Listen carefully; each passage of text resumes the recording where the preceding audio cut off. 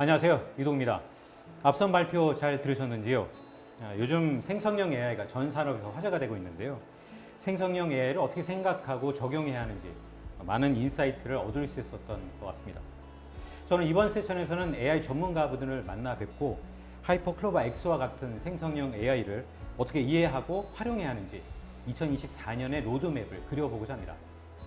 네이버 클라우드의 하이퍼클로바 X 서비스가 공개된 이후에 많은 기업들이 관심을 갖고 계신 것 같습니다. 지금 현재 스마트러닝 인사이트 포럼에 참여하고 계신 분들도 이 부분에 관심이 많으실 것 같은데요. 그래서 궁금한 부분들에 대해서 여쭤보려고 연사분을 모셨습니다. 모신 분은 정주환 에반젤리스트님. 정주환님께서는 현재 네이버 클라우드의 AI 비즈니스 팀에서 하이퍼클로바 에반젤리스트로 계십니다. 안녕하세요. 네, 안녕하세요. 예, 먼저 자기소개를 그래도 좀 부탁드릴까요? 네, 네이버 클라우드의 정주환이라고 합니다. 네, 그래서 아까 소개해 주신 것처럼 그 AI 비즈 팀에 근무하고 있고요. 하이퍼클로바를 많은 분들에게 알리고자 에반젤리스트 역할을 담당하고 있습니다. 네. 최근 우리나라에서 이 생성형 AI가 화제가 된 이후에 올해만 해도 벌써 100권의 책이 넘게 나온 것 같아요. 네. 이 생성형 AI라고도 많이 알고 계시지만 사실 이 부분에 대한 간단한 설명을 해주시면 어떤 거라고 보면 됩니까? 네. 사실 생성형 AI라고 하는 범주로 놓고 보면 엄청 많은 이야기들이 될 것 같습니다. 기본적으로 지금 뭐 챗GPT라고 나와 있는 언어 모델, 라지 랭귀지 모델이라고 하는 것들도 있을 것 같고요. 혹은 텍스트 이미지라고 해서 자연어를 통해서 이제 이미지를 만들어주는 뭐 달리 같은 서비스, 뭐 이런 거 혹은 카카오의 칼로 같은 서비스도 있을 것 같고요. 이 모든 것들에 대한 것들을 지금 합쳐서 생성형 AI라고 이야기를 하고 있습니다. 예, 그런데 이번에 그 서비스가 최근에 공개된 네이버 하이퍼클로바 X 같은 경우는 한국어를 기본으로 하고 있기 때문에 영어를 기본으로 하고 있는 생성형 AI보다 훨씬 더 강점이 많다고 하던데요. 네, 우선은 하이퍼클로바 X 같은 경우는 한국어만 들어가 있는 건 아니고요. 한국어, 영어 그리고 코딩에 대한 세 가지 영역들이 들어가 있고요. 그럼에도 불구하고 세 가지 언어에 대한 것도 다 들어가 있고 혹은 한국에 대한 데이터들이 많이 있다 보니까 한국어에 대한 강점이 많이 있다라고 말씀을 드리고 있습니다. 어떤 자료 보니까 6,500배 더 한국어 자료가 더 많다는 이야기를 본 적이 있습니다. 네, 네, 맞습니다. 네, 실제로 오픈AI가 처음에 GPT-3를 공개했을 때 기준으로 말씀을 드리고 있고요.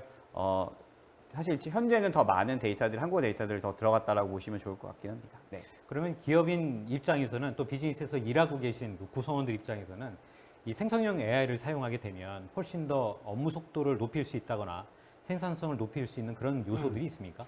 네, 실제로 많은 일들을 이뤄질 수 있다라고 보시면 될 것 같은데요. 가령 예를 들자면 기존에 이제 이 생성형 AI의 가장 큰 강점 중에 하나가 사람들이 할 수 있는 일들에 대해서 일부를 대신해 주다 보니까 짧은 시간 안에 많은 일들을 할 수 있다는 개념으로 이해해 주시면 좋을 것 같고요. 예를 들어서 카피라이팅을 하나 만든다라고 가정을 했을 때 카피라이팅을 만드는데 뭐 하루가 걸린다라고 가정을 하면 1분 안에 뭐 수십 개의 카피라이팅을 만들고 그 중에서도 내가 원하는 걸 선택해서 사용할 수 있다 보니까 이런 측면에 있어서도 많은 도움을 드릴 수 있을 것 같습니다. 그렇게 만든다고 해도 사실은 저작권 문제가 해결되지 않았다는 문제가 있는데 뭐 그 부분에 대해서는 어떻게 생각하십니까? 현재 AI가 생성한 저작물에 대해서는 별도로 저작권을 인정하고 있지는 않고 있습니다. 그래서 미국 저작권청에서 이야기하고 있는 거는 AI에 대한 AI가 생성한 저작물에 대해서는 저작권을 인정하지 않는다가 현재의 방침이긴 합니다. 네. 그래서 아직은 앞으로도 더 많은 논의들이 필요할 것으로 예상을 하고 있습니다. 그 생성형 AI를 도입하는 기업 사례들이 있습니까? 어떤 사례가 있습니까? 네, 실제로 뭐 많은 기업들이 지금 사용하고 있다라고 보시면 좋을 것 같은데요. 지금 뭐 저희 네이버의 하이퍼클로바 같은 경우에도 저희가 작년 2월, 2022년 2월부터 저희가 플랫폼화해서 외부에 서비스를 공개하고 있습니다. 그러다 네. 보니 작년에 한 7, 8개 기업들이 저희 클로바 스튜디오에 대한 것들을 신청해주고 사용하고 계시고 있고요. 그 중에서 라이브로 서비스하고 있는 기업들도 뭐 한 30여 개에서 50여 개 기업들이 있습니다. 그 중에서 아까 말씀드렸던 어떤 카피라이팅을 쉽게 잘 만드는데 많은 도움을 가지고 계신 기업들도 있고 혹은 중고등학생들에 대한 글쓰기에 도움을 드리는 서비스들에도 서비스가 적용되어 있고요. 혹은 이커머스 상에서 다양한 고객들의 뭐 리뷰라고 하는 것들에 대한 것들을 분석하는 데도 활용이 되고 있습니다. 네. 분명히 서비스를 오픈하기 전에 네. 제 생각으로는 많은 기업들이 아마 테스트를 좀 거치지 않으셨을까를 생각을 하는데 네. 그 테스트를 하셨을 때 만약에 하셨다면 네. 그 부분에 대한 어떤 피드백 같은 게 있었습니까? 업무에 많이 도움이 된다던가 하는. 뭐 이제 뭐 실제 정량적인 수치로 좀 말씀을 드리자면 저희 그 기업들 중에 의료용 챗봇을 만드는 기업들이 있었습니다. 그래서 네. 의료용 챗봇을 현재 뭐 챗GPT 같은 챗봇을 만든 것은 아니지만 의료용 챗봇에 들어가는 어떤 질문과 대답의 형태를 만들었었는데요. 제가 전에 듣기로는 2만 개 정도의 데이터 질문과 답변을 만드는데 뭐 간호사분들 3명이 4달 정도 걸린다라고 말씀하시더라고요. 네. 예, 그런데 그때 비용이 한 3천만 원 정도 든다라고 하시더라고요. 근데 저희 하이퍼클로바 기술을 통해서 이 2만 개가 넘는 데이터들을 만들었었습니다. 그때 만들었을 때 비용이 18만 원 나왔습니다. 네, 아, 그렇게 싼가요? 네, 그래서 18만 원이 나왔고요. 예. 그래서 그러면 3천만 원 대비 18만 원으로 엄청나게 큰 비용 절감이 됐다라고 저희는 말씀을 드리고 있는데 예. 사실 여기상에서도 이 생성형 LM의 여러 가지 뭐 재미난 이야기가 있습니다. 그래서 실제로 18만 원으로 끝난 것은 아니고 이 생성형 LM이 만든 결과물들에 대해서 검수하는 과정이 또 필요하긴 했었습니다. 그래서 네. 실제로 검수라는 게 또 전문가가 들어가서 의료용 챗봇이다 보니까 전문가 검수하는 비용이 1,500만 원 들었다고 하더라고요. 그래도 토탈적으로 따지면 1,518만 원이 들긴 했는데 그럼에도 불구하고 한 비용적인 측면에 40% 이상의 절감 효과가 있었고 시간적으로도 4달 정도 걸리는 것들이 한 달 안에 했던 75% 이상의 시간 절약도 됐다라고 보시면 좋을 것 같습니다. 결과적으로 보면 비용적인 측면이 절감이 되고 네, 그다음에 시간을 매우 많이 줄일 수 있다는 측면이 가장 큰 장점 중에 하나가 아닐까 싶어요. 네 맞습니다. 그래서 이 생성형 AI를 통해서 비용과 시간에 대한 절약들을 할 수 있다 보니까 이것들 자체가 생산성 향상에 대한 것과 일치한다라고 보시면 좋을 것 같습니다. 예, 지금 바로 들으셨죠? 하여튼 시간 절약할 수 있고 그다음에 비용도 크게 줄일 수 있다고 합니다. 자, 그런데 많은 분들이 상성형 AI에 대해서 알고 있는 것은 단순히 파워포인트를 만든다던가 이런 문서 작업만 생각을 했었는데 또 광범위한 쪽에서 이렇게 활용할 수 있는 것 같네요.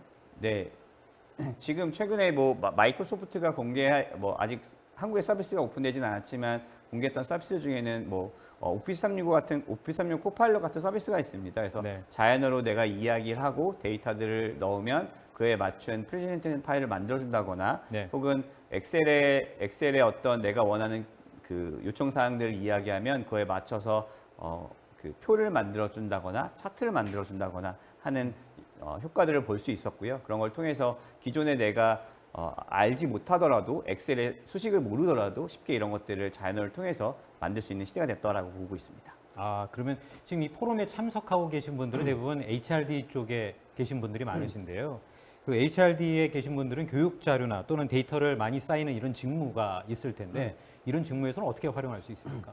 네, 앞서 말씀드렸던 것처럼 이제 생성형 AI 기술들이 어떤 텍스트에 대한 것뿐만 아니라 다양한 업무 협업 도구와의 연계들이 가능하고 있다 보니까 지원자들에 대한 자기소개들을 검토할 수 있는 것과 검토할 수도 있을 것 같고요. 혹은 해당 자기소개 내용을 가지고 면접관들이 할 수 있는 예상 질문을 뽑아줄 수도 있을 것 같고, 혹은 지원자들에 대한 여러 가지 데이터들을 수치화해서 엑셀을 통해서 어떤 분석을 하는 것들도 가능할 것 같습니다. 또는 교육 만족도를 산정을 한다던가 이런 부분에서는 당연히 필요할 수 있겠네요. 네, 맞습니다. 네. 그렇게 보면 HRD에 계신 분들의 비용과 시간도 역시 절약할 수 있겠다. 네, 맞습니다. 라고 네. 보면 됩니까? 네, 맞습니다. 만약에 안 하면 어떻게 됩니까? 안 하면 뒤처지게 되는 거네요. 네, 제가 앞선 장표에서도 한번 제 발표 자리에서 표기하긴 했었지만요. 이 생성형 AI 기술들이 영향을 미치는 곳들이 전 분야라고 보시면 될 것 같습니다. 네. 제가 발표했던 내용에서도 포함되어 있는데요. 전 그 기업에 있는 HR뿐만 아니라 혹은 IT 인프라 부서 혹은 실무 마케팅 부서 아니면 개발 부서 모든 부서에서 활용이 가능하다 보니까 이런 것들을 도입이 늦어지거나 아니면 도입에 대한 것들을 우려하신다라고 하면 장점들이 더 많이 있다고 말씀을 드리고 싶습니다. 아, 그렇군요. 그러면 하이퍼클로바 X의 서비스 지향점은 어떤 거라고 우리가 표면적으로 이해하면 될까요? 지향점이라고 하는 거는 사람에게 도움이 되는 일들을 많이 하겠다라고 말씀을 드리고 있고요. 저희가 8월 24일에 출시했던 클로바 X 같은 경우도 기본적으로 챗봇 어떤 질문했을 때 답변을 하는 챗봇을 통해서 궁금한 것들을 편하게 답변을 받으실 수 있기도 하지만 실제로 네이버에 쇼핑이나 여행에 대한 검색을 하는 데 있어서도 많은 도움을 드리도록 저희가 서비스가 준비가 되어 있다 보니까 실제로 평소에 검색을 하셨던 것들보다 더 짧은 시간에 더 원하시는 결과들을 받으실 수 있을 것 같습니다. 이런 것처럼 AI를 통해서 사람들이 얼마만큼 효율적으로 생활할 수 있도록 하는 것들에 도움을 드리고자 노력을 하고 있습니다. 아, 예. 지금 사실 이 생성형 AI 시장으로 본다면 전 세계가 이 빅테크 기업들이 경쟁하고 있는 상황이잖아요. 예, 그런데 하이퍼클로바 X 같은 경우는 기업들과 제휴를 해서 더 많은 어떤 피드백을 받고 더 나은 품질을 개발할 수 있는 그런 어떤 프로그램들이 있나요? 네, 지금 저희가 8월 24일에 공개한 거는 B2C 버전을 사실 공개한 상태라고 보시면 좋을 것 같고요. 예. 10월 말 정도에는 저희가 B2B 기업을 대상으로 하는 별도의 서비스가 업그레이드 될 예정입니다. 그래서 예. 앞서 잠깐 말씀드렸던 클로바 스튜디오라고 하는 서비스 자체를 작년 2월에 오픈했었고요. 이제는 챗봇에서 잘 만들 수 있는 B2B형 개발형 도구를 이제 올해 2023년 10월 말에 오픈한다라고 보시면 좋을 것 같습니다. 아, 10월 말이요? 네, 지금 포럼에 참석하고 계신 분들에게 좀 팁이라도 잠깐 주시면 안 됩니까? 네. 어떤 장점들이 있는지. 네, 그래서 기업들이 챗봇을 쉽게 더 잘 만들 수 있도록 서비스들을 준비하고 있습니다. 그래서 이제 데이터들에 대한 것들, 내가 챗봇을 통해서 어떤 것들을 만들고 싶어 하시는지에 대한 기획이나 검토를 10월이 되기 전에 미리 해주시면 좋을 것 같고요. 10월 달에 저희가 출시하면 ncloud.com에 있으니까 서비스 신청을 좀 부탁드리겠습니다. 아, 예. 서비스 신청을 미리 할 수도 있는 거죠. 네, 지금 이미 서비스가 오픈되어 있기 때문에 사용하시는 거에는 문제는 없을 것 같고요. 다만 챗봇을 만드는 몇 가지 개발용 도구들이 10월 말에 업그레이드 추가될 예정이다 보니까 그 부분은 참고하셔서 미리 신청하신 다음에 사용 방법에 대한 것들을 익숙해 주시는 것도 좋을 것 같습니다. 네. 예, 한 가지 더 이 다음 주제로 넘어가기 전에 한 가지 더 여쭤보면 사실은 지금 많은 기업들이 특히 금융권 같은 경우는 생성형 AI가 나온 다음에 자체적으로 AI를 만들어야겠다라고 생각하는 기업들이 많아요. 왜냐하면 금융 데이터가 외부로 유출되면 안 되기 때문에 이 부분에 대한 하이퍼클로바 X의 어떤 준비되어 있는 정책들이 좀 있습니까? 네, 금융권 같은 경우는 이제 그 생성형 AI를 활용하는 측면이 좀 나눌 것 같습니다. 그래서 외부 CS적인 측면에서 사용하는 영역들에 대해서는 실제로 그 금융망이 아니더라도 활용할 수 있다 보니까 그런 쪽에 대해서는 바로 적용이 가능할 것 같고요. 다만 어떤 개인화된 데이터들을 정보를 바탕으로 어떤 추천을 한다거나 하는 서비스에 대해서는 아직 이용하고 있지 않는 것으로 인지하고 있습니다. 그래서 그런 부분들은 앞으로 좀 풀어나가야 될 숙제라고 생각을 하고 있고요. 아무래도 보안 문제 때문에 네, 그 맞습니다. 부분이 문제가 되겠죠. 예, 다음으로 좀 넘어가 보겠습니다. 그 인공지능 윤리에 대해서는 좀 한번 짚어보고 싶은 부분인데요. 아무래도 이 정주환 에반젤리스트님께서 이 부분에 답변을 해주실 수 있지 않을까 싶습니다. 그 정주환님께서 생각하시는 인공지능 윤리라는 게 혹시 어떤 게 있습니까? 네, 우선은 네이버에서는 2021년 2월에 네이버 AI 윤리 준칙이라는 것을 만들어서 공표를 했습니다. 그래서 네이버 자체적으로 진행한 것은 아니고 서울대학교랑 네이버랑 같이 협업을 해서 SAPI라고 하는 협회를 만들어서 지금 현재 운영하고 있다라고 보시면 좋을 것 같고요. 예. 기본적으로 AI 윤리 준칙에서 나와 있는 내용들은 네이버의 AI는 사람을 위한 AI를 만드는 것을 원칙으로 한다라고 표현이 되어 있고 혹은 다양성을 존중한다. 아까 AI 같은 경우는 편향적인 데이터를 만들 수 있다 보니까 이런 것들에 대해서 다양성을 존중한다라는 측면에서 많이 이야기를 하고 있고요. 그리고 많은 정보들을 이제 안전하게 제공하겠다라는 측면을 강조하고 있습니다. 그래서 저희 그 B2B형 서비스를 이용하시는 고객들을 보시면 아시겠지만 저희가 AI 필터라는 기능들을 같이 제공하고 있기 때문에 실제로 기업들이 원하는 수준에 맞춘 답변들을 받으실 수 있도록 제공을 하고 있습니다. 한때 그 아마존이라는 회사가 사실은 인공지능을 기반으로 해서 이제 사람을 채용하는 그 프로세스를 좀 돌렸는데 결국에는 이 흑인들을 약간 좀 그 높은 점수를 주지 않는 그런 일들이 벌어져서 살펴보니까 과거에 아마존에 근무했던 백인들의 점수가 매우 높았었다라고 하는 그 편향이 작용했기 때문이라고 하더라고요. 네. 근데 네이버에서 만들고 있는 이 하이퍼클로바 X 같은 경우는 이런 편향들에서는 어느 정도 보안 정책들을 좀 갖고 있는 겁니까? 네, 맞습니다. 그래서 저희가 7월에도 이 AI 윤리와 관련된 몇 가지 그 세이프티에 대한 그 데이터셋을 공개한 게 있는데요. 예. 발표 장표에서 잠깐 설명드렸던 것처럼 실제로 그 저희가 sensitive question and acceptable response라 그래서 실제로 민감한 질문들에 대해서 답변들을 적절하게 할 수 있도록 기능들이 적용되어 있습니다. 예를 들어서 뭐 동성애자에 대해서 어떻게 생각하느냐라고 질문을 하면 저희 클로버 X나 저희 클로버 AI에서는 사람들에 대한 다양성을 존중한다라고 저희가 답변을 하고 있습니다. 그렇게 하고 있군요. 네, 맞습니다. 그렇게 전체적으로 보면 사실 지금 이런 시스템을, 이런 알고리즘, 어떤 생성형 AI를 이제는 기업 차원에서도 도입을 해야 되는 시기가 온 것 같고, 생산성을 올리기 위해서라도 또 시간을 줄이고 비용을 절약하기 위해서라도 반드시 해야 되는 일인데, 이제는 2024년에는 아무래도 이런 것을 도입하는 기업과 도입하지 않는 기업의 생산성에는 큰 차이가 나지 않을까라고 좀 예측해 볼 수 있겠네요. 네, 맞습니다. 네.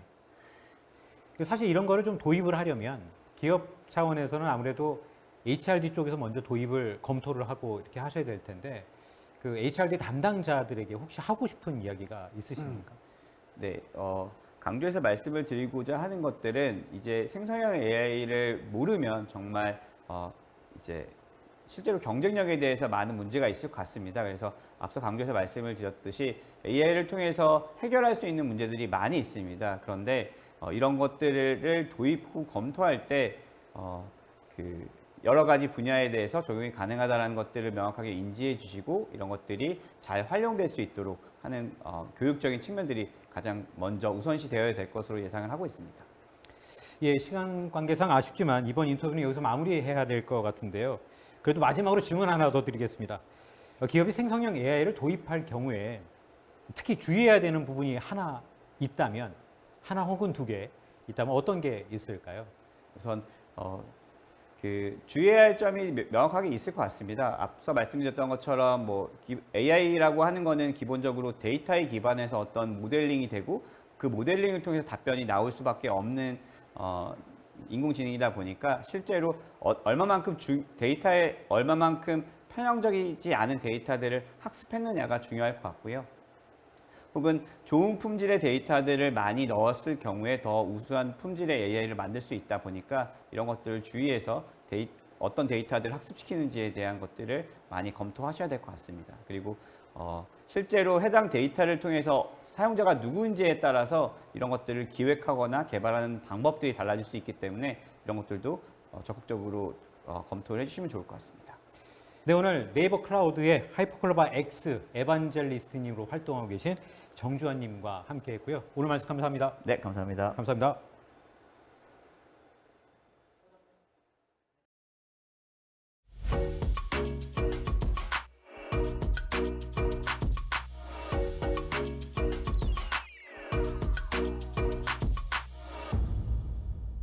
여러분들께서는 지금 유밥이 주최하고 있는 2024년 스마트러닝 인사이트 포럼에 참석하고 계십니다. 아마도 지금쯤 이런 고민을 하고 계신 분들이 계시지 않을까 싶은데요. 우리 회사에서도 생성형 AI를 도입하면 어떨까 하는 생각을 하고 계실 것 같습니다. 인공지능이 마치 양날의 검 같기 때문에 깊게 아셔야 할 것 같습니다. 그래서 반드시 던져야 하는 질문, 그리고 회사에서 반드시 고민해 봐야 하는 주제들은 어떤 게 있는지 한 걸음 더 나아가 보겠습니다. 오늘 연사로 모신 분은 서울대학교 이민구 교수님이신데요. 제 옆에 나와 계시고 인사 나누고 시작하겠습니다. 안녕하세요. 안녕하세요. 먼저 자기소개를 좀 부탁드립니다. 예, 반갑습니다. 서울대학교에서 데이터 리서치 그룹을 운영을 하면서 교육 데이터를 연구를 하고 있습니다. 반갑습니다. 인공지능 분야에 대해서는 많이 연구를 하시는 모양이죠? 서울대학교 그 데이터 리서치 그룹이 서울대학교 AI 연구원 산하로 소속이 돼 있고 네. AI 연구원에 네이버 하이퍼 클로버 센터가 들어 있어요. 그 센터 그렇군요. 내에서 진행되는 프로젝트로 리서치 그룹을 운영을 하고 있습니다. 네. 좀 전에 정주환 그 에반젤리스트님께서는 예. 회사 차원에서 설명해 주실 수 있는 부분을 좀 말씀해 주신 것 같은데, 오늘은 학계 차원에서 예. 교수님 차원에서 좀 말씀해 주시면 좋겠습니다.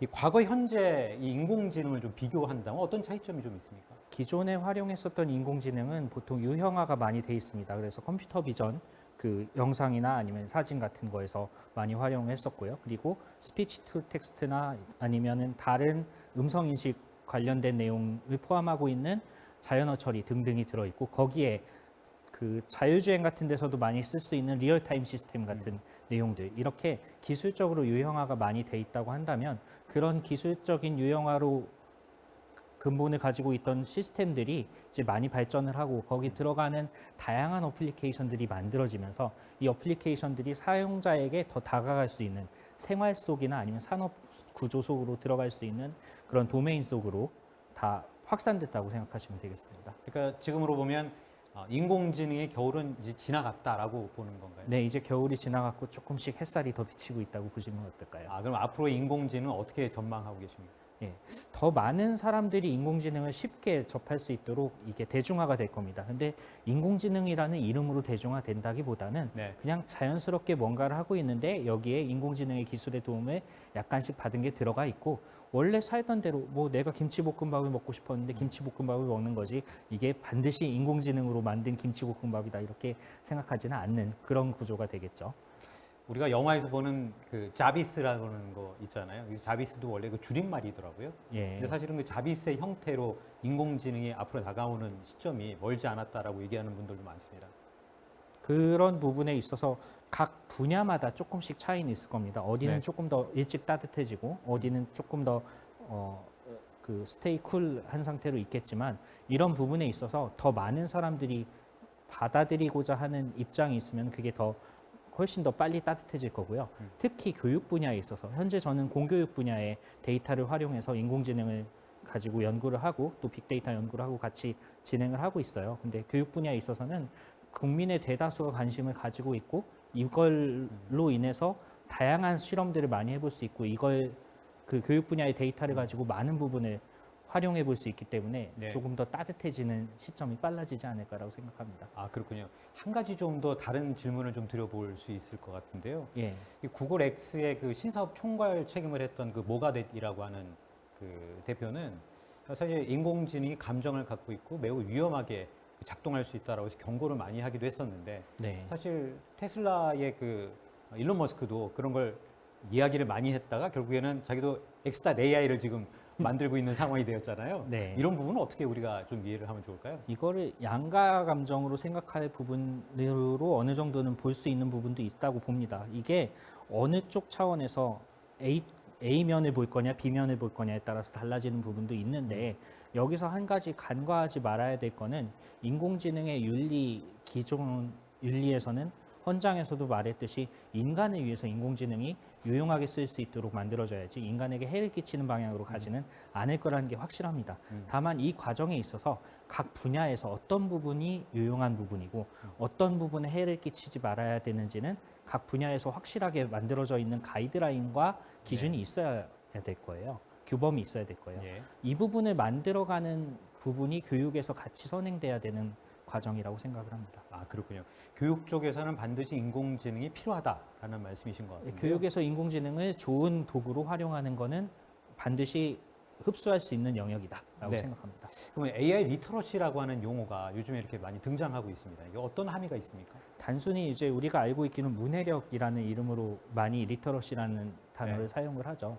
근데 사실 AI 리터러시라는 거를 세대에 따라서 바라보는 관점이 다르다고 생각하는 부분이 있습니다. 네. 기존에 인공지능이 네이티브로 다가가지 않고 잘 지내오다가 인공지능이라는 거를 문명처럼 만난 세대한테는 이 부분이 뭔가를 새로 배워야 되고 익혀야 되고 친해지기 위해서 노력을 해야 되는 영역이었다면 만약에 인공지능을 태어나서부터 겪고 이걸 접하고 이걸로 인해서 많은 문명의 혜택들을 받은 세대가 있다면 이 친구들은 그냥 인공지능을 자연스럽게 생각하고 네. 단순한 거부터 좀 복잡한 것까지 내가 필요하면 언제든지 갖다 쓸 수 있는 하나의 도구 또는 수단으로 생각하기에 충분하다는 입장입니다. 그러면 제가 이해하기에는 예. 좀 거꾸로 이런 생각도 좀 들거든요. 마치 지금 과거의 산업화 세대가 인터넷에 적응하지 못했듯이 네. 지금 뭐 X세대 또는 베이비 부머의 후반 세대들이 인공지능을 제대로 활용하지 못한다면 예. 10년 또는 20년 뒤에 가서 똑같은 입장에 처할 수도 있겠구나라는 생각이 드는데 뭐 제가 틀린 건 아니죠. 예, 비슷하다고 생각을 합니다. 기존에 디지털을 처음 받아들이면서 있었던 여러 가지 해프닝들이 있었고 여기서 문화적 충돌이 있었던 부분들이 네. 인공지능을 받아들이는 데 있어서도 마찬가지로 또 인공지능 다음 버전에 어떤 문명의 이기가 나올지는 조금 더 생각을 해봐야 되겠지만 그걸 받아들이는 데 있어서도 마찬가지로 본 네이티브와 이걸 중간에 어댑트해야 되는 경향은 그 경험에서는 분명히 차이가 있을 것으로 생각을 합니다. 네. 그러면 학습 차원이라는 것에서 보면 네. 인공지능을 우리가 어떻게 이용할 수 있을까요? 기존에 인공지능을 적용하기 전의 교육과 인공지능 활용 교육의 차이가 어떻게 차이가 난다라고 하는 것은 여러 가지 예시와 네. 그거에 수반되는 콘텐츠로 많이 구성이 되어 있는데요. 이런 것들은 현재 실험하는 단계에서부터 실제 현장에 적용하는 단계까지 많이 펼쳐져 있습니다. 네. 2019년에 유엔에서 제안한 교육에 있어서의 행위 주체성, 에이전시라는 개념이 있는데요. 이 행위 주체성에 있어서 인공지능을 활용했을 때 수용을 하는 학습자의 행위 주체성, 러너 에이전시 부분에 있어서는 굉장히 큰 차이가 있습니다. 예전에 만들어졌던 교육은 뭔가 누군가가 기획을 하고 이거에 맞춰서 전달을 하고 하는 과정이 원웨이로 먼저 진행이 되고 나서 그 다음에 상호작용이 어떻게 이루어질지를 생각을 했었어야 되는데 그렇게 진행하다 보면 공교육에서 아니면은 집체교육에서 여러 명이 생각하고 있는 다양한 생각들이 반영되기보다는 한쪽에서 만들어진 걸 가지고서 퍼뜨리고 그거에 조금씩 맞춰서 마이너 체인지를 하는 방향으로 그 조정을 해서 받아들여야 되는 입장이 있었습니다.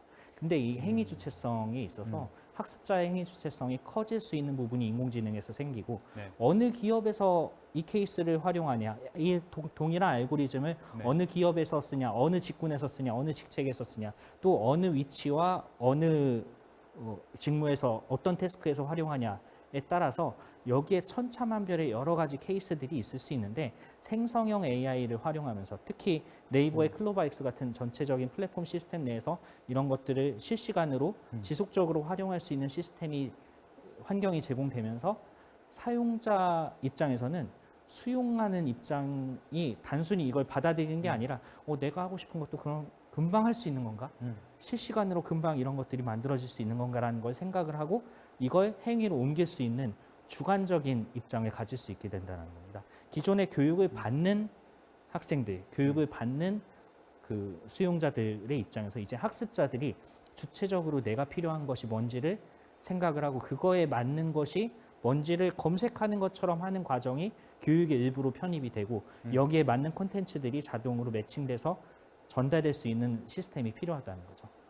지금 굉장히 새로운 관점을 말씀해 주신 건데 그렇게 네. 되면 AI를 우리가 생성형 AI를 사용하게 되면 행위 주체성이 올라가고 네. 학습 능력이 더 올라간다고 제가 이해가 됩니다. 맞습니까? 예, 맞습니다. 학습 능력도 올라가고 이걸 학습한 내용을 가지고 나한테 더 적합하게 활용할 수 있도록 실천할 수 있는 실천 역량도 같이 올라간다고 생각을 하시면 됩니다. 그래요? 그러면 이게 학문적으로는 어느 정도 검증이 된 모양이죠? 기존의 시민과학자 프로그램이나 다양한 프로그램에서 이제 과학 기술을 접하고 또 이걸 과학 커뮤니케이션을 통해서 이해를 하고 하던 세대들이 조금 더 확장을 해서 AI를 쉽게 받아들일 수 있는 하나의 수단으로 생각을 하고 이 AI로 인해서 내가 공부하고 싶은 것들이 뭐가 있었고 내가 더 알고 싶은 것들이 뭐가 있었는데 이걸 어떻게 소화할 수 있을지를 더 빨리 찾아갈 수 있는 과정이 생겼다고 생각하시면 됩니다.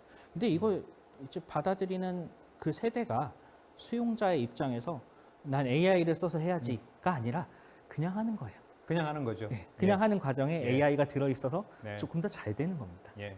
이제는 AI라는 말도 이제는 뭐 많이 좀 사라지지 않을까라는 생각도 좀 들어요. 요즘 뭐 인터넷 세대라는 말 안 쓰지 않습니까? 맞습니다. 예, 누구나 그냥 검색하면 되는 거죠. 예. 그러면 연령별로 이게 적응하는데 차이가 좀 있을까요? 현재 교육과정상으로 만들어져 있는 커리큘럼이 공교육을 기준으로 말씀드렸을 때 2015 교육과정을 받은 학생들과 아닌 학생들의 차이가 디지털 역량에서 디지털 리터러시에서 차이가 났던 것처럼 2022 교육과정이 이제 새로 런칭이 되면서 이 2022 교육과정을 받은 학생들과 아닌 학생들의 차이가 크게 나타날 것으로 생각을 합니다.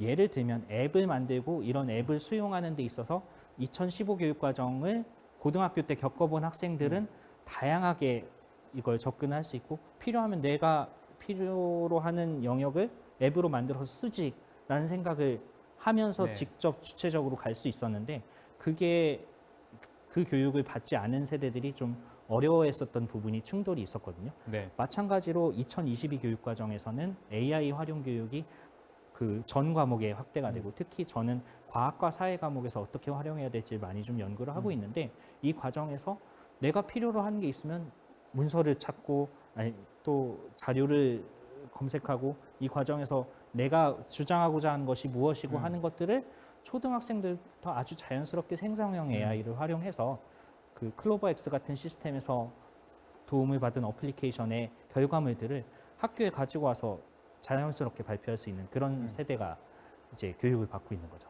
그러면 지금 이미 2015년 그 교육을 받은 학생들은 이미 대학을 졸업하고 사회에 들어왔을 것 같아요. 네, 그 친구들은 이제 인강 세대라고들 많이 불립니다. 네. 디지털 리터러시가 아주 좋고 뭔가 학습을 해야 되는 부분이 있을 때 인터넷 강의를 보면서 중고등학교를 지냈기 때문에 새로운 걸 받아들이는 데 있어서도 내가 디제잉을 직접 할 수 있게 내가 필요로 하는 부분을 찾아서 발췌를 하고 거기에 하이라이트를 하고 이걸 더 다시 한번 북마크를 할 수 있는 게 쉽게 이루어지는 상황이었다고 생각을 한다면 네. 2022 교육 과정을 가지고 학습을 한 학생들은 나중에 이제 사회에 나왔을 때 내가 필요로 하는 태스크에서 필요한 예시를 직접 만드는 생성형 AI를 그냥 생성형 AI라는 별도의 인식 없이 그냥 쓰고 네. 거기서 나온 결과물들을 취하고 이걸 가지고 제시를 할 수 있는 역량과 능력이 있다라고 생각을 하시면 됩니다. 그럼 기본적으로 지금 회사라는 조직에는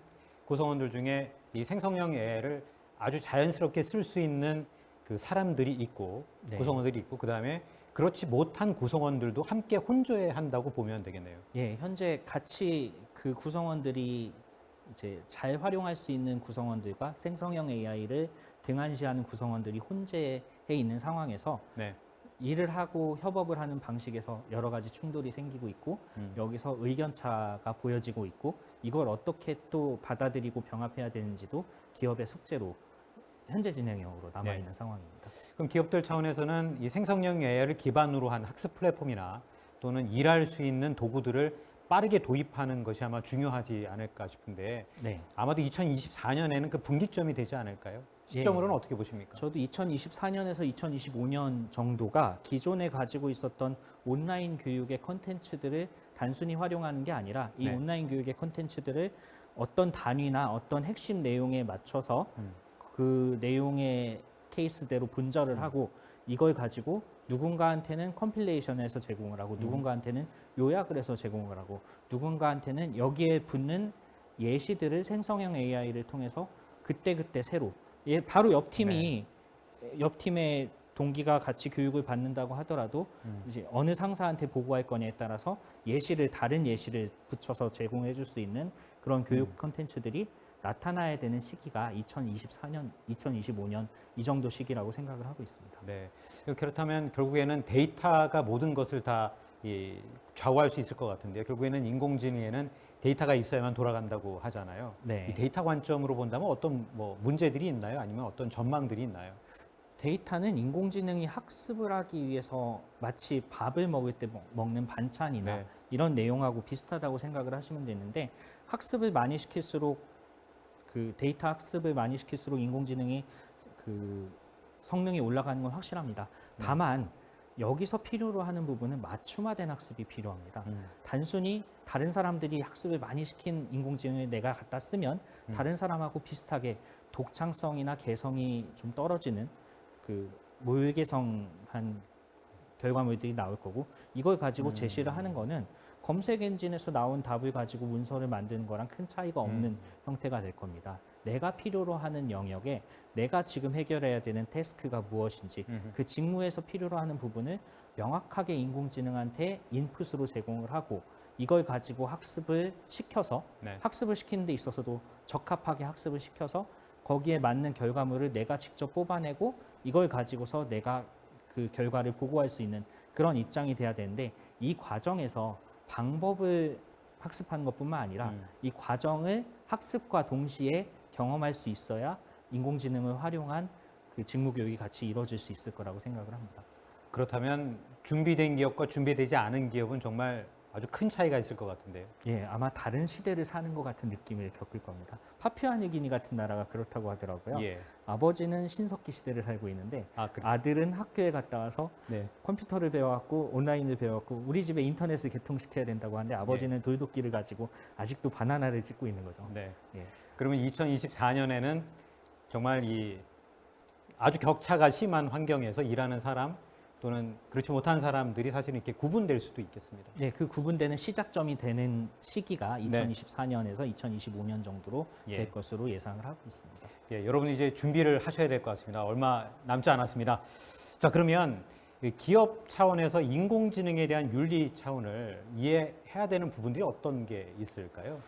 기존에 학계에서 봤었던 인공지능 윤리는 주로 표절이나 아니면 독창성의 부족 또는 다른 그 이제 어디에 가중치가 많이 들여지냐를 생각을 해야 되는데 예. 인공지능의 결과물들이 같은 방향을 제시를 해서 가중치가 너무 한쪽으로 쏠리는 경향이 있었습니다. 그러니까 새롭게 나타날 수 있는 돌연변이나 아니면 개성을 가진 독창성이 있는 답안들이 나올 수 있는 원천적인 차단이 생길 수 있었던 예시가 있었던 거죠.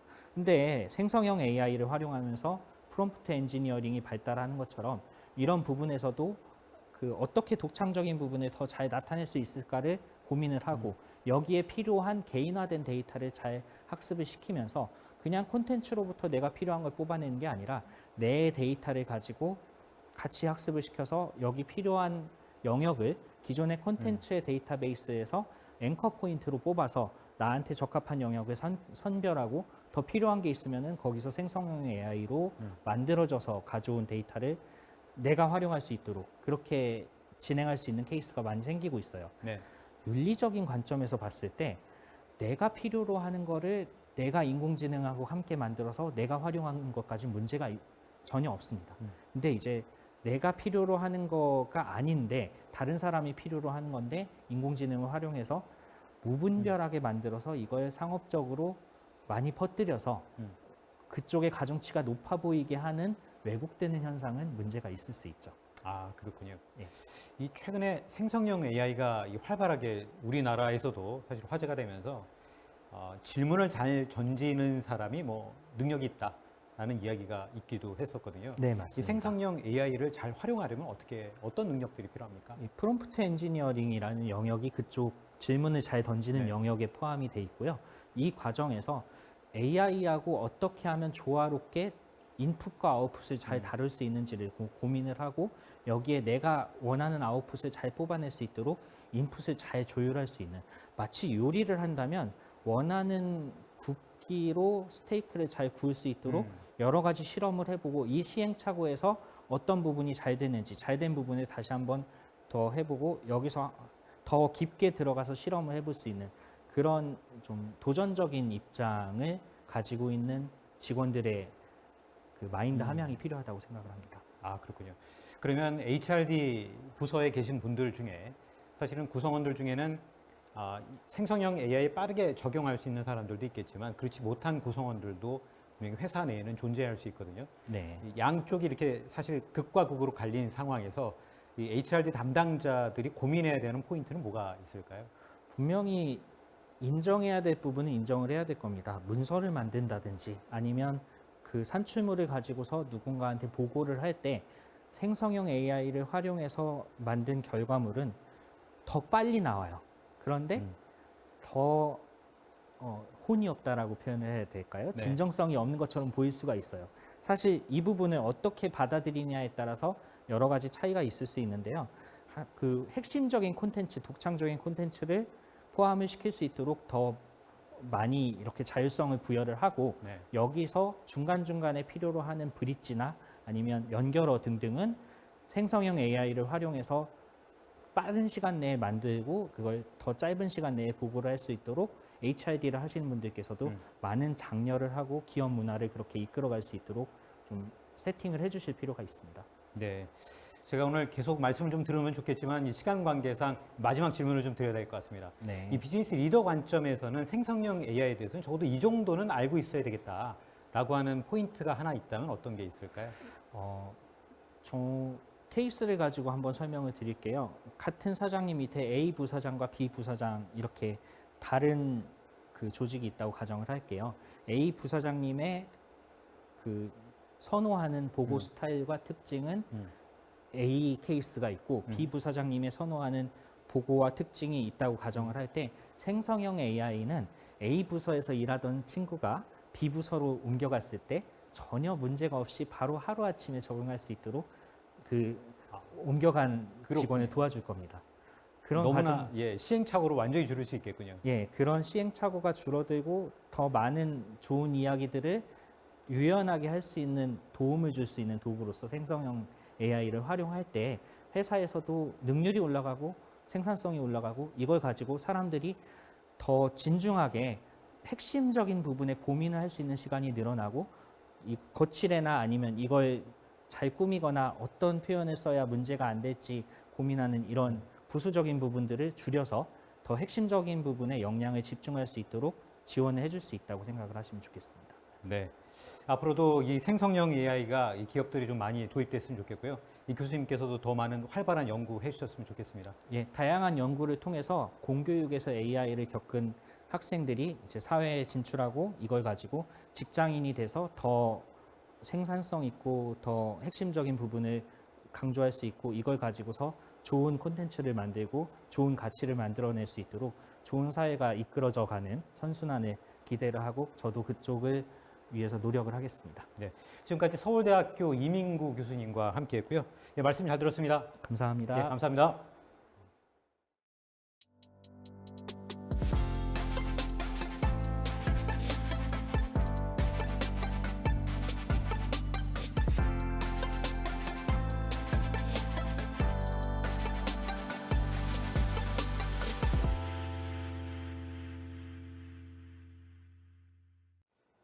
여러분들께서는 지금 유밥이 주최하고 있는 2024년 스마트러닝 인사이트 포럼에 참석하고 계십니다.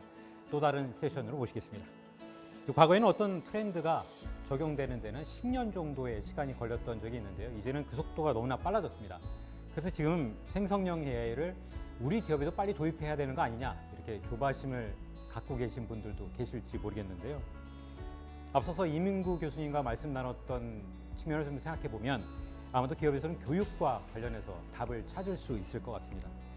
AI를 잘 도입하고 잘 사용하려면 기업에서는 어디에 초점을 맞춰야 할지 그리고 어떻게 하면 되는지 그래서 국내 HRD 전문가 서울대학교 이찬 교수님을 모시고 조금 더 깊게 말씀을 나눠보겠습니다. 교수님 안녕하세요. 안녕하세요. 많은 분들이 아시겠지만 그래도 자기소개 좀 부탁드립니다. 예, 여러분 반갑습니다. 서울대학교 산업인력개발학 전공의 이찬 교수입니다. 네, 오늘 정말 모시기 어려웠습니다. AI에 관련해서 좀 저도 궁금한 게 좀 많은데요. 네. 아무래도 기업 담당자가 HRD 관점에서 이 생성형 AI를 도대체 우리가 왜 도입해야 되느냐 아직까지도 그런 궁금증을 갖고 계신 분들도 계실 것 같아요. 그 생성형 AI의 역할에 대해서 좀 말씀 좀 드려드릴까요? 저희가 기업에서 교육을 함에 있어서 역량을 함양하기 위해서 교육을 하는데요. 네. 역량이 3개의 요소로 구성이 되어 있습니다. 지식과 기술과 태도 이 3개의 요소로 구성되어 있는데 생성형 AI의 등장으로 말미암아 특히 지식적인 측면에서의 학습의 패러다임이 전환한다고 볼 수 있겠습니다. 지식 쪽으로는 완전히 전환되는 건가요? 네. 그럼 기술과 태도에 대해서는 어떻게 방법이 없습니까? 상대적인 부분인데요.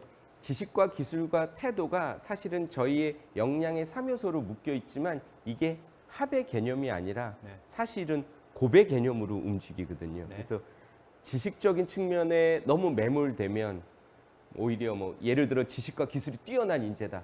그러나 태도가 직업 윤리가 안 좋다. 그러면 이 사람이 치는 성과는 사고는 오히려 역량이 부족한 지식과 기술이 부족한 사람보다도 훨씬 더 커질 수 있거든요. 네. 그래서 AI 생성형 AI가 저희의 지식적인 부분들을 많이 학습 패러다임에서 변화를 이끌어내지만 그것이 결국은 기술과 태도와도 연동되어 있다고 볼 수 있겠습니다. 그렇군요. 그럼 지식적인 측면에서 보완이 될 수 있다면 조직 성과 창출에서는 어떻게 강점이 있을까요? 이렇게 볼 수 있겠습니다. 아직은 생성형 AI가 주고 있는 정보들이 검증 단계, 매우 초창기라고 볼 수 있기 때문에 검증할 수 있는 부분들이 필요해서 조직의 성과를 내지만 그걸 비판적으로 검토하고 최종적인 의사결정을 하는 건 결국은 우리 사람의 몫이기 때문에 네. 직관과 경험 그리고 업력에 기반한 의사결정력이 점점 더 중요해지고 기업의 조직 성과 창출에도 필수적인 요소라고 볼 수 있겠습니다. 결국에는 그런 것들을 더 판단할 수 있는 눈이 있으면 훨씬 더 빠르게 성과를 창출할 수도 있겠고. 네, 그러니까 반복적이고 루틴한 업무들은 점점 디지털 트랜스포메이션 시대의 로봇과 인공지능의 역할로 바뀌겠지만 그럴수록 인간 고유의 역량이 중요해지고 그래서 판단력, 비판력, 창의성들이 더 대두될 거로 기대하고 있습니다. 아, 그렇습니까? 그러면 기업 교육에서 필요로 하는 그 콘텐츠는 어떤 방향으로 앞으로 이제 움직이게 될까요? 말씀드린 것처럼 인간 고유의 역량들을 함양하기 위한 부분들이 필요로 할 텐데요. 애석하게도 특히 대한민국의 공교육, 학교 교육 시스템에서 그런 부분들을 양성하는데 상대적으로 저희가 소홀했던 측면도 있습니다. 네. 그래서 기업 교육에서 오히려 뒤늦은 감이 있긴 하지만 우리 본연의 역량들을 키우기 위해 필요한 부분들이 있고요. 앞단에 이민구 교수님께서도 말씀 주셨는데 디지털 리터러시 부분이 기본 전제 조건으로 중요성이 점점 더 올라갈 것으로 기대하고 있습니다. 글로벌라이제이션 시대에는 누구나 랭귀지 리터러시가 중요했기 때문에 저희가 어느 회사에 어느 직무에 지원을 하더라도 영어 점수를 냈죠. 랭귀지 리터러시가 중요했기 때문입니다. 지금은 디지털 트랜스포메이션 시대로 접어들었기 때문에 직무 불문하고 인더스트리 불문하고 디지털 리터러시가 사람과 사람의 협업뿐만 아니라 사람과 인공지능, 사람과 로봇과의 협업을 위해서 필수적인 시대가 되었다고 보겠습니다. 그러면 디지털 리터러시에 대한 교육이 많이 준비되어 있는 기업들이 많이 있습니까? 어떻게 보십니까?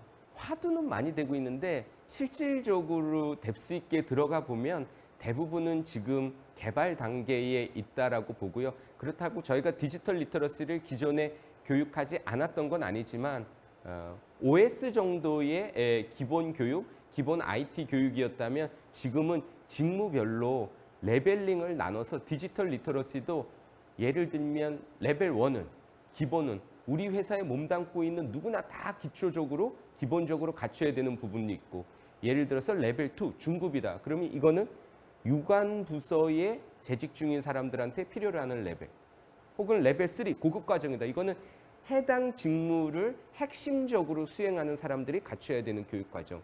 해서 교육 과정도 디지털 리터러시가 보편 타당하게 가는 것도 있지만 위계를 잡아서 난이도에 따라서 직무의 연계성에 따라서 저희가 차등화해서 좀 더 커스터마이징된 교육 과정들이 필요로 할 것으로 기대됩니다. 아, 그러면 디지털 리터러시 교육마저도 직급에 또는 상황에 맞게 이렇게 커스터마이징 해야 될 필요가 있는 겁니다. 네, 그렇게 생각합니다. 아, 그렇군요. 어떤 산업에서 가장 빨리 좀 움직일 거라고 혹시 생각되시는 부분이 있습니까? 산업을 특정하기보다는 그 산업에서 이 부분을 우리가 어떻게 적극적으로 활용할지를 고민을 해야 되는 것이 더 맞고 예를 들면 유밥처럼 스마트 러닝 컨텐츠가 많지만 그중에서 내 직무에 우리 회사에 우리 인더스트리에 필요한 부분들이 어떤 내용들일까를 취사 선택하는 컨텐츠 큐레이션이 앞으로는 기업 교육에서 매우 중요한 역할을 수행해야 될 것으로 생각합니다. 네. 보통 기업들은 하반기에 내년도 계획을 세우자 되잖아요. 네. 근데 작년에는 아마도 올해 생성형 AI가 나올 것으로 예상하고 계획을 세우신 분들은 별로 없으실 것 같아요. 그러나 내년도에는 아마도 이 생성형 AI를 기반으로 한 계획을 세워야 할 것 같은데 그 조직 내에서 생성형 AI에 대한 그 이해 그리고 수용을 먼저 만들려면 어떻게 해야 되는가요? 사실은 기업 교육을 기획하고 디자인하시는 대부분의 분들이 지금 주신 말씀을 네, 단풍이 들 때쯤이면 다 같이 고민하는 시즌이거든요. 그렇군요. 내년 교육은 어떻게 할까? 소위 말하는 교육은 백년진 대계라고 하는데 사실 교육을 기한하는 입장에선 그래도 뭔가 새롭고 뭔가 트렌드에 맞고 뭔가 시적절한 것들을 찾게 마련인데 전체적인 큰 흐름 속에서 보면 저희가 필요한 내용들을 테마로 방법적으로 도구적으로 활용할 수 있지만 기업의 본질은 사실은 그렇게 쉽게 바뀌는 것은 아니겠지요. 저희가 어떤 플랫폼을 쓰는지 어떤 인터벤션을 쓰는지는 그때 기술의 발전에 따라서 적용할 수 있는 부분이지만 생성형 AI도 마찬가지로 조만간 또 새로운 것들로 바뀔 거라고 저는 생각을 합니다. 작년 한번 생각해 보시면, 재작년 한번 생각해 보시면, 그때 또 한참 메타버스가 엄청나게 한국에서 또 기업 교육에서 전 세계적으로 유행했기 때문에 저희가 거기에 포커스를 두고 교육과정 개발하는 데 논의를 많이 했었거든요. 그러니까 전사적으로 도입하기 위해서, 전면적으로 교육에 도입하기 위해서 너무 고민하지 마시고 필요한 부분, 선제적으로 쓸 수 있는 부분들을 파일럿 개념으로 들여오시면 시행착오를 좀 더 줄이면서 효과성도 높이고 가시적으로 구성원들과 공감하면서 실질적인 교육을 하실 수 있을 거라고 생각됩니다. 예, 다행입니다. 아직 단풍이 들지 않았습니다. 그래서 스마트러닝 인사이트 포럼에 참석하고 계신 분들은 이제 준비하시면 될 것 같고요. 근데 교수님, 그 파일럿 개념으로 도입해야 하면 좋겠다라고 말씀하셨는데, 그 파일럿이라고 하는 게 사실은 위험 부담이 있기 때문에 담당자들 입장으로서는 왠지 결제 오리기가 매우 어렵지 않습니까? 네. 이런 거 좀 어떻게 극복해야 합니까? 이게 저희는 또 기업 교육하는 데도 있어서도 결제에 있어서도 이게 폼생폼사가 있어서 전면 도입, 전격 도입, 대단위로 전 직원 이런 부분들을 저희가 사실은 선호하는 경향도 없지 않아 있습니다. 네. 그렇지만 부서별로, 직무별로, 개인별로, 직급별로 개개인이 갖추고 있는 디지털 리터러시의 수준이 다 다르기 때문에 그 시발점이 다 다르죠. 그렇다면 비교적 안정적이고 비즈니스적으로 주요 학습 타겟이 되는 곳부터 시작하시는 게 더 낫지 않을까 싶습니다. 아, 그렇군요. 그러면 이제 핵심 역량이라는 것도 이제 많이 바뀌게 될까요? 그렇죠. 기업에 있어서 업의 속성이 있는 한 그 인더스트리에서 기본적으로 요구하는 역량은 변치 않겠지만 아까 말씀드린 것처럼 글로벌라이제이션 시대 랭귀지 리터러시 중요해요. 디지털 트랜스포메이션 시대는 디지털 리터러시가 중요해지겠지만 예를 들어서 금융권에서 얘기하는 디지털 리터러시랑 제조업에서 얘기하는 디지털 리터러시는 그 범주와 위계가 다를 거기 때문에 커스터마이징 하는 작업들이 결국은 필요할 겁니다. 네. 자, 이제는 디지털 리터러시에 대한 교육이 필요하다. 또 핵심 역량이 바뀌고 있다. 그래서 이제는 도입을 결정을 하신다면 민감한 주제가 남는데요. HRD에서는 그래도 ROI 측면에서 안 따질 수가 없는 상황일 겁니다. 이 ROI 측면을 좀 극복하려면 이런 부분에 대해서는 어떻게 해야 합니까? 리턴 온 인베스트먼트를 측정하기 위해서 인터벤션들을 교육과정 전체에 도입하면 그 리턴 온 인베스트먼트를 조사하는 그 프로세스, 인력, 예산과 시간 때문에 ROI가 떨어지는 경우도 있습니다. 아, 그렇군요. 네. 그렇기 때문에 가장 대표성 있고 상징적이고 효과성이 반드시 필요한 부분에 국한해서 ROI를 상징적으로 운영하시면 다른 교육 과정들의 수정 보완 전략을 짜시는데도 도움이 될 거라고 생각이 듭니다. 예, 꼭 참고하셨으면 좋겠고요. 조직 문화는 어떻게 바뀌어야 될까요, 교수님? 조직 문화는 사실은 사람도 잘 바뀌지 않습니다. 사람 고쳐 쓰는 게 아니라고 그러는데요. 예, 그런 얘기가 참 많습니다. 네. 교육을 담당하는 입장에서 HRD를 전공하는 입장에서 아이러니하지만 조직 문화도 사실은 마찬가지입니다. 예. 네. 조직을 다시 세팅하지 않는 한 사실 조직의 문화를 바꾸는 것은 쉽지는 않죠. 이런 질문을 제가 받은 적이 있습니다. 모 기업의 CEO님으로부터 이 교수님, 만약에 우리 회사에서 단 한 가지만 바꿔서 실리콘밸리 기업처럼 될 수 있다면 뭐를 바꿔야 될까요? 뭐라고 하셨습니까? 단 한 가지만 바꿔야 된다면 CEO를 바꿔야 돼요. 아, 예. 그러셨군요. 조직의 리더가 갖고 있는 철학과 비전이 조직 문화에 가장 많은 영향을 주기 때문에 의사결정권자들의 변화가 조직 문화의 제일 전제 조건이라고 볼 수 있겠습니다. 아, 그렇군요. 그래서 임원 교육을 담당하시는 분들은 특히 심혈을 기울여서 교육에 임해 주시면 좋은 게 컨텐츠별로 보면 교육을 받으셔야 되는 분들이 교육을 보내고 있는 경우도 많습니다. 예, 계층별 교육 과정이 필요한 이유라고도 볼 수 있겠습니다. 그렇군요. 그 교육 담당자, 특히 교육 담당자의 또 관리자들이 있을 텐데요. 아마도 그런 분들과 소통을 많이 하시는 것으로 제가 알고 있습니다. 네. 그분들은 이 디지털 리터러시 교육에서 어떻게 좀 자기 변화를 하면 좋을까요? 사실은 저희 교육부서에 계신 분들이 자기 개발에 대한 니즈가 다른 직군에 비해서 상대적으로 강합니다. 그럼에도 불구하고 실제 본인들이 참여할 수 있는 교육 과정은 섣불리 개설을 못하는 경우가 많기 때문에 기업 교육의 수준은 HRD 담당자들의 수준을 뛰어넘을 수가 없습니다.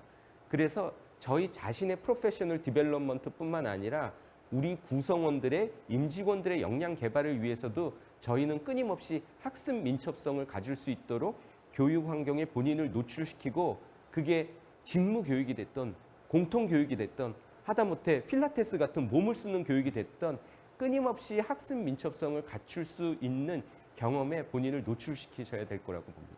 그럼 먼저 학습해 보시고 그 다음에 공부를 더 하고 그 다음에 조직에 이걸 도입하면 되겠네요. 본인이 그 컨텐츠를 다 일일이 교육을 시키기 위해서 받을 필요는 없지만 교육 직무를 수행하기 위해서 필요한 디지털 리터러시는 또 저희 HRD에 유관한 접목된 부분으로 별도로 있기 때문에 그러한 부분들부터 선별적으로 먼저 경험을 해보시면 학습자들의 입장을 훨씬 더 배려해 주실 수 있을 거라고 생각합니다. 네. 그럼 일반 구성원들 입장에서는 어떤 자세가 좀 필요할까요? 구성원들 입장에서는 디지털 리터러시 요구사항들이 많지요. 과거에는 이렇게 전면적으로 실시하는 기본 교육에 대해서 마치 이 의무적인 민방위 훈련 같은 느낌으로 접근하신 경우가 많았지만 지금의 디지털 리터러시 특히 세대적인 특징도 있지만 오히려 구성원들한테 기업에 이런 디지털 리터러시 교육은 해달라고 요구되는 경우들이 늘어나고 있습니다. 왜냐하면 그 역량의 함양 자체가 시장에서 본인의 밸류를 더 높이는 사실을 알고 계시기 때문에 공감대가 확산된 것 같습니다. 아, 그렇군요. 이제 또 다른 주제로 좀 넘어가고 싶은데요. 그 생성형 AI 시대에 사실은 인간의 스킬 함양 이 부분에 대한 이야기가 좀 많이 나오고 있거든요. 우리가 가져야 되는 태도는 어떤 게 있을까요? 기술이 빨라졌기 때문에 저희가 보유한 역량의 유통기한이 짧아졌습니다. 그래서 5년에 한 번, 3년에 한 번, 매년 교육받던 것들이 지금은 상시학습 체제를 활용하라는 것이 그렇죠. 지식의 반감기가 존재한다는 말씀이죠. 유통기한이 짧아졌기 네. 때문에 이 지식기술 태도를 끊임없이 업투데이트 시키다 보면 결국은 상시학습을 할 수밖에 없는데 문제는 그렇다고 해서 상시적으로 집체교육을 받으면 손은 누가 키우냐는 일은 언제 하느냐는 거죠. 그래서 본인이 원하는 시기에 필요한 내용들을 시적절하게 학습할 수 있도록 컨텐츠를 쪼개기 시작한 겁니다. 유밥의 스마트 러닝들도 저희가 마이크로 러닝처럼 분절하고 단절화시킨 것들이 과정을 뜯어낸 것이 아니라 필요한 요소들을 모듈식으로 취사 선택해서 필요한 영양 요소를 섭취하는 것처럼 선택할 수 있는 예. 폭을 주기 위해서거든요. 그러면 사실 유밥이 그렇게 스마트 러닝을 시도한 게 국내에서는 거의 최초일 텐데요. 그렇게 미리 시작한 건 지금 이 시대는 더 잘한 선택이었군요. 이렇게까지 될 줄 모르셨을 수도 있겠습니다만은 네, 제가 여쭤보고 싶습니다, 예. 진짜. 예. 그때 당시는 상당히 무모했다라고 볼 수도 있고 어떻게 네. 보면 스마트 러닝의 개념 자체를 정립해가는 시기였거든요. 그러나 지금에 와서 보면 뭐 저희가 휴대폰을 지금은 뭐 다 LTE라서 LTE 폰이라고 언급을 안 하는 것처럼 지금의 교육은 스마트 러닝이 대중화되어 있기 때문에 딱히 지칭을 하지 않을 정도로 보편화됐다고 볼 수 있겠습니다. 예, 그러면 앞으로는 더 어떤 컨텐츠들이 많이 등장할 거라고 생각하십니까? 앞으로는 교육에 있어서는 프로세스를 저희가 제공해주고 그 프로세스의 프레임에 컨텐츠를 담는 것들은 학습자들이 직무 현장에서 주도적으로 오히려 내용을 담고 지식을 공유하고 상호 간의 교류에서 확산해 나가는 추세가 되지 않을까 싶습니다. 아, 그렇군요. 오늘 말씀 참 잘 들었는데요. 마지막으로 시간 관계상 이제 줄여야 되는 시간이기 때문에 마지막으로 교육 담당자들에게 하고 싶은 말씀이 있으시다면 어떤 게 있을까요? 특히 대한민국 HRD는 유난히 트렌드에 민감합니다. 교육 담당자로서 일종의 불안감도 있으실 거고 의무감도 상당히 강하실 텐데요. 말씀드렸던 것처럼 역량을 함양하기 위한 교육의 본질은 바뀌지 않습니다. 인터벤션들은 끊임없이 계속 바뀔 거기 때문에 본인의 학습 민첩성을 유지할 수 있도록 다양한 시도들을 해보시고 시행착오를 기꺼이 받아들이시면서 실패를 통해서 성공의 걸음으로 한 걸음 한 걸음 다 같이 학습할 수 있는 그 과정 자체를 임직원들과 공유할 수 있는 교육 과정을 설계해 주시면 좋겠습니다. 예, 오늘 말씀 잘 들었습니다. 교수님 앞으로도 더 많은 연구해 주시고 더 많은 인사이트를 저희들에게 전달해 주셨으면 좋겠습니다. 고맙습니다. 네, 감사합니다. 다음 세션에서는 유바비 기업교육 플랫폼과 생성형 AI가 만났을 때 어떤 비전이 만들어지는지 그 비전을 알려주신다고 하는데요. AI 리터러시를 맞이하는 기업교육은 어떤 모습일지 기대가 됩니다. 다음 세션에서도 유익한 정보를 많이 얻어가시길 바랍니다. 저는 이만 여기서 인사드리겠습니다. 고맙습니다.